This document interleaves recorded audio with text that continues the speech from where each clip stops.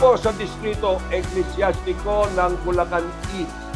Kami po ay bumabati sa lahat ng mga kapatid sa Iglesia ni Cristo sa buong mundo ng Happy 111th anniversary po.